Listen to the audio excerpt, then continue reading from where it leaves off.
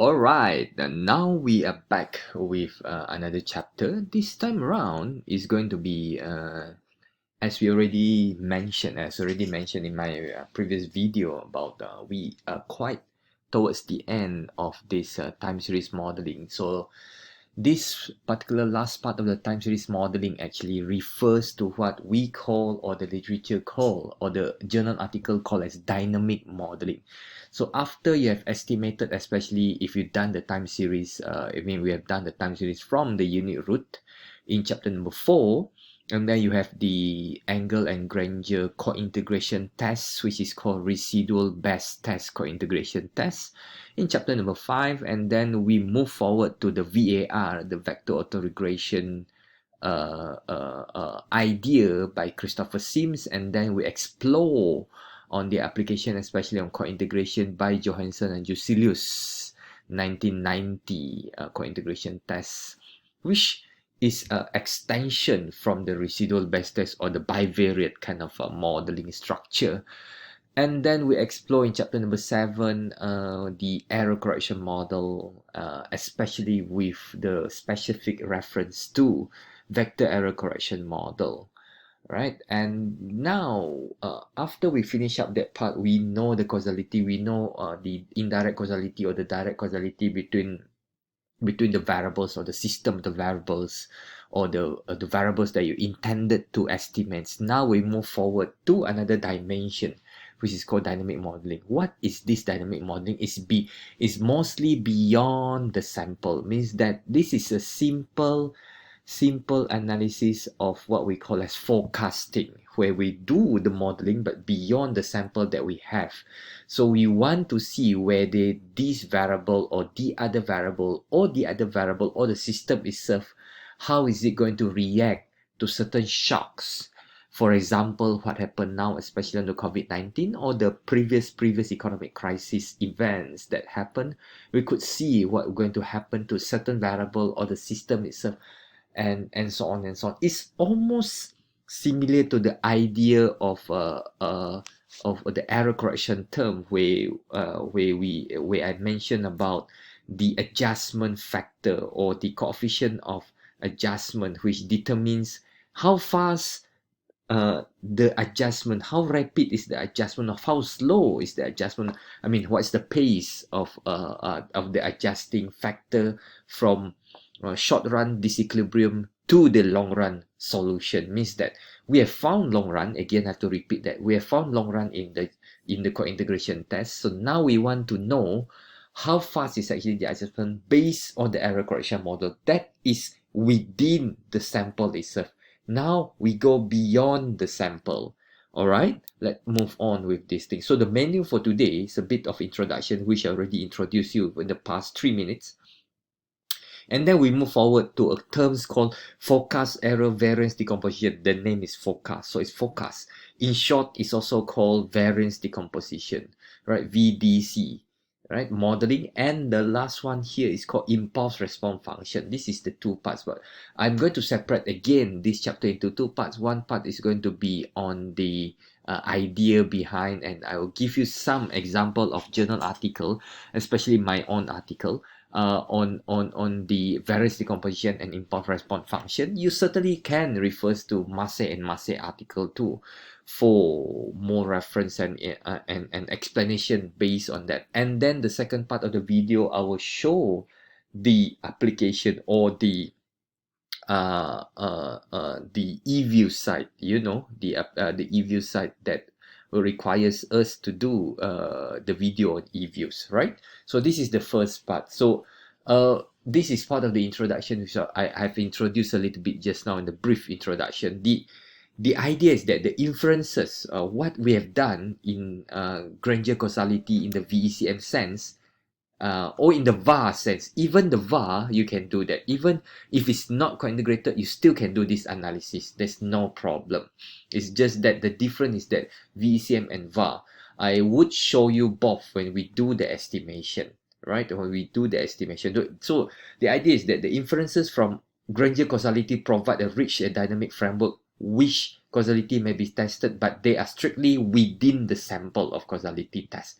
within the sample. The idea is within the sample. So this is the good citation.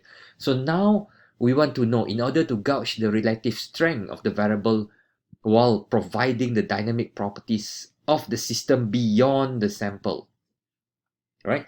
The shock of the system is warranted, or also we need to do another analysis which is beyond the system, which is what we call forecast error variance decomposition. Why we need to do this?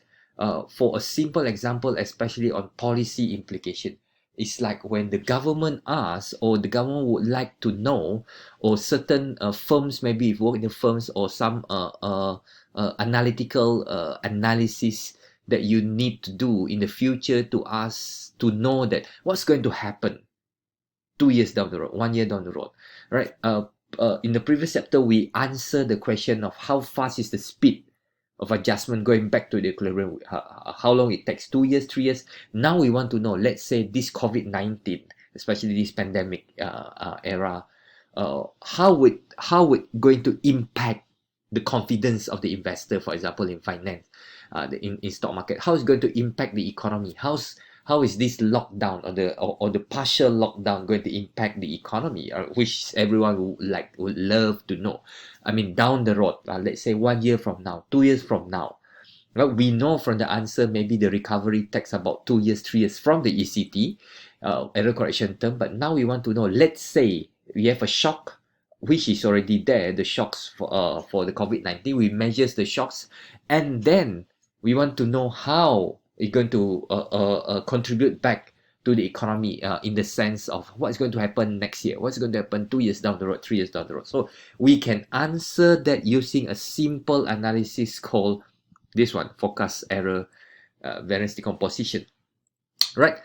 So what it did, what this method do, actually, it partition. It's like given percentage partition of the variance of the forecast error of the certain variables into proportion attributed to the innovation of the shocks of each variable, including itself, right? In the system, including itself. So let's say you have 5 variables, you can shock all the 5 and see how's the impact of the 5 towards the other 5, towards themselves and the other 5. It might sound confusing now, but when you see the results, I think I would explain it much better. So why we need to do this? The question is that why we need to do this. Again, is for policy implication, especially when always there's a shock in the economy, certain events, certain unpredictable events. So now, like the pandemic, this is the best time again to have all these things, whether to see the impact, positive or negative, towards a certain time, right? So we could form a dynamic analysis and outside the sample. So we want to know what going to happen outside the sample. It's like a simple forecasting elements of this. All right, we want to see also, we could answer the question of dynamic test would strengthen the finding from the causality analysis. Let's say causality running from A to B, right? This is I'm just throwing up this thing. Running from A to B within the sample means that the causality analysis. Now we want to see whether this causality still holds beyond the sample or outside the box, right? Beyond our sample, right? So it's certainly going to also is going to use as a forecasting ability, which is going to foretell us to know what's going to happen in the future, for plan for the future. It will be good for the firm. It will be good for the country maybe, and for individual also. You want to see the future, what's going to hold 2 years down the road. Do you think that the tourism sector or any other sector will go back to the equilibrium, or how fast, how rapid, and so on? Those are from the ECT. Now we want to know, let's say this shock, how long it's going to take, whether the impact going to be positive for the next 2 years, or the next 3 years, or so on and so on, or it takes 5 years for the impact to be stabilized. We can partition that using the two analyses called variance decomposition and impulse response. So this response, the response of the economic variable like output, employment, and so on, we can use this two analysis, right? Most of the time, Again, this the forecast error variance decomposition is generally sensitive to the ordering of the variable, and like length, you can see this important article by this person.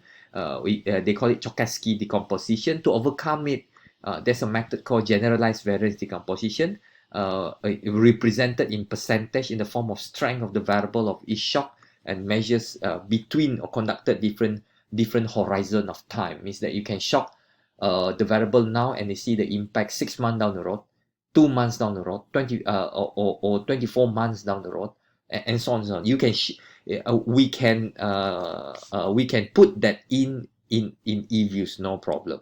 Certainly no problem. All right, so this is one of the method available in eViews. Generalized variance decomposition. We can see, for example, how basically, let's say y is the dependent, x is the independent. From this analysis, we can estimate the direct of the two main question: how important is x to explain the variability of y, and to what proportion of the variability of y can be explained by x, which should be attributed to other factors also. Yeah? Let's say this is so you can decompose it. You can decompose means that you can separate the impact, because from our OLS and from the VECM, we just see the whole system. Now we can know each variable, how it's going to impact and how big is the impact in terms, the measurement in terms of percentage. So we can answer the question, this variable, X variable, will cost Y variable 10% for year 1. Year 2, maybe it increased to 2%. I mean, increased to 20%. Year 3 increased to 30%, and so on and so on. We could give answer to that particular question, which is very important, especially for policy, for future planning, and all related to that. Right, this is the method, which I'm not going into the detail of it, especially the equation, but this is the method derived especially from Lee et al. 1992, to measures the conditional variance, or to measures the forecast error variance decomposition, or in short, also they call it variance decomposition, or this method actually more popularized, been called as generalized variance decomposition. Right, so you can see here, this one refers to the shocks. So the shocks, they want to see the partition, so they can partition it nicely, and so on. This is the method. You can look at it. So that's the first part, the variance decomposition. So impulse response is like, if you Google impulse response, it seems to be related to the response, the impulse. It's like having the response, especially the radio frequency and so on and so on. So it's like a signal processing, which is another interesting thing to explore, especially. All right, so normally this type of analysis, we would present it in graphical format. The other one just now, variance decomposition, will be presented in percentage. So then you can compare, but both actually answers almost a similar thing. It's the sense that if we shock a variable, we're going to see what's going to happen to the variable and the other variable. It's like you electrocuted the other variable, shocks the variable, and then what's going to happen, right? For example, like this. So you see that in both cases, impulse response describe a reaction of the system as a function of the time, or possibly as a function of some other independent variable that parameterize the dynamic behavior of the system. For example, dynamic system might be a planetary system in orbit around the star. External influence in this case might be another massive object arriving from somewhere else in the galaxy. Impulse response is a change in the motion of this system that caused by the interaction of the new object. So let's say the new object, the shocks, what's going to happen to the system, what's going to happen to also the other variable.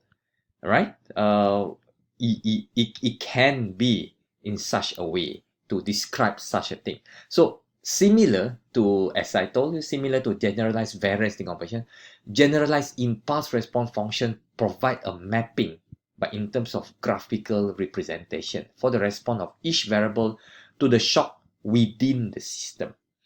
This is the method popularized also by Pasaran and Shin, 1998.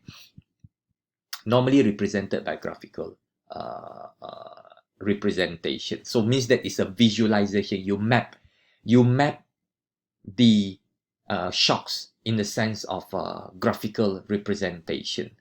Right? For example, to what extent do the shock in certain market be explained by other market, and the speed in which this market adjusts to the disruption caused by the other shock. So this is interesting. Also, another analysis. Let's say you have to see COVID-19 to the stock market or any of the market, and then you will see how's the impact. And this study also has been. I will show you one article by Prof. Ahmad Zubaidi Bahrum Shah that use this analysis, which can be used for a simple analysis of a J curve. If you remember what is J curve is, right? J curve is when a country devalue their currency, they want to see the impact towards the import and export, towards the trade balance. So it means that the trade balance might goes like this, goes from the negative and then move up to the positive, accordingly towards time, right? So this is J curve impact. Means that devaluation. What's the meaning of devaluation? I'll explain a little bit more later on in a while when I talk about this in Prof. Ahmad Zubaidi Bahrum Shah paper. I'll stop here, but I'll give you some example. This part I will leave it for the second part of this chapter. Means that the analysis part which requires to do e-views. Let me find the article. This article, right? This article from Bahrum Shah article, which is Ahmad Zubaidi Bahrum Shah. The effect of exchange rate on bilateral trade balance, evidence from Malaysia and Thailand. Let us go back to is devaluation. So what is devaluation? There's two words differentiated. One is called depreciation, one is called devaluation. Devalue means that the country with the purview of a central bank devalue their currency, purposely devalue the currency. Depreciation is when the exchange rate depreciate. Devalue is a kind of policy by the central bank or the government itself, right? So I straight away go to the result here. So as you can see here, this part of it is actually the Johansson result, right? And then you have exclusion test, and then and so on. No problem on that. Gradient causality, you have ECT here also, right? Forecast error, variance decomposition, and impulse response function. If you see this part, this is interesting. This is the variance decomposition. I'll go into more detail in a while. This is variance decomposition. So here, let's say the percentage of the forecast variance explained by the innovation means that we shock this one, and then we see we shock trade balance, for example, we shock trade balance here in the first one, and then we see the impact of first quarter. First quarter is 4 months, and then fifth quarter, 10 quarter, 15 quarter, 20 quarter. It depends on the data that you're using. If let's say you use yearly data, this will be 1 year, 5 years, 10 years, 15 years, 20 years. If you use monthly, this will be monthly. But here, the example is quarterly data. And you see the impact. This one is themselves towards themselves. The impact seems to be going down. From 68% goes to 26%. Here you see there's an increase in exchange rate. E is exchange rate. This is trade balance. This is GDP. This is GDP foreign country, if I'm not mistaken, in this paper. Right, let me check the model. Right, foreign income, yes. In this sense, I think it's US in that sense. Right, so you can see that the impact is increasing towards the quarter, means that this variable or the exchange rate variable becoming more significantly affecting trade balance beyond the sample. That's the idea here. Let us see the this is variance decomposition. I just give one example like this. Certainly there's more. You can read this article. You can I'll give it to you surely. This is the variance decomposition. No, the impulse response function. Normally we would expect a curve like this from the J curve. J curve. This doesn't look like J, this doesn't look like J, this doesn't look like J. Means that if a country devalue, in this case Malaysia and Thailand, if the country here is a impulse response or trade balance to the shock in exchange rate, means that something happens in the exchange rate. The country devalue the currency. If the country devalue the currency, means that the foreigner would see that the currency is cheaper. When the currency is cheaper according to international economics rule, or what you have studied in your principle of economics, it means that you will get surely if that happens, means that when the currency is devalued, the foreigners would see that the currency is cheaper, and then they will buy more. When they buy more from you, means that they export more from they import more. Sorry, you will export more. In that sense, your export is more than the import, means that you can improve the trade balance over time, like this. So you can see here, for example, the trade balance going to negative about what 7 quarter, and then it move going up and going through the zero line after 23 quarter, right? So you calculate 2 years. 1 year we have 4 quarters, so 20 quarter it takes about 5 years, 6 years, right? To have this impact go back of the trade balance into positive. Here we do not see any evidence of that. This one and this model, right? These two model we don't see it. For Malaysia case, we don't see it because it's still fluctuating like this. It's like going up, going down, going up, going down, means that the devaluation might not be a good policy for the government. But here for the Thailand case, it might be a good policy. Here also looks like a J curve, but not really a J. But at least it goes up after 7-8 years. So it takes about 7-8 years to have this kind of impact positively. This is one article. Let me look at the other article. This is my article, and two co-authors there, Siti Nozahara and Prof. Muzaffar Shah from UPM. This is more on crime, economics of crime. This is a case study for Sarawak actually. And we look at this model. This is the co-integration test. And then we move forward to the VECM. Yeah, this is the VECM. Yup. And we also present this causality in this sense. Yeah, you can always present your causality in figure visualization. It's always better. This is impulse response function. This is variance decomposition. Sorry, not impulse response function. This is variance decomposition. So the variance decomposition for this one, for let's say robbery. So we want to see what happened and so on and so on. Example, in the sense robbery, the crime here is robbery then. For example, here will be categories of crime. Robbery, housebreaking, theft, crime against property, murder, rape, crime against person, and the total crime. So we're only interested to see the crime. We shock the crime and we see the impact towards the other variable. For example, GDP, this one should be unemployment. This one should be the determination of deterrence, conviction. This one imprisonment. REG is I think we have a abbreviation back here. Let me check. No abbreviation. Let me check what is REG. REG should be refers to a certain variable there. Numbers of keys. REG.